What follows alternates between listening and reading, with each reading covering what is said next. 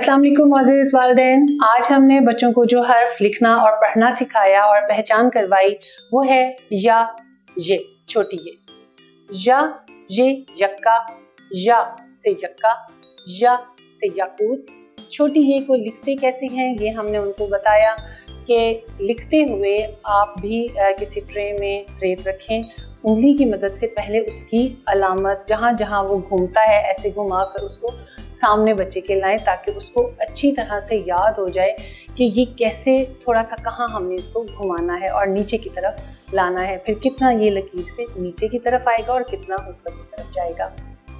उसके बाद आप कॉपी के ऊपर नुक्तों की मदद से बच्चे को पहचान करवाएं कि ये छोटी ये को लिखते हुए आपने कितना पेंसिल को घुमाना है, हाथ को हल्का सा कव दे के नीचे की तरफ ला के फिर ऊपर थोड़ा सा लेकर जाएं।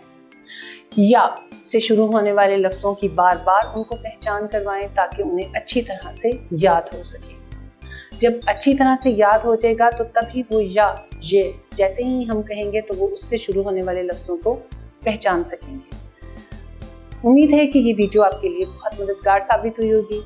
इंशाल्लाह ताला अगले लफ्ज़ के साथ फिर हाजिर होंगे, तब तक के लिए इजाज़त।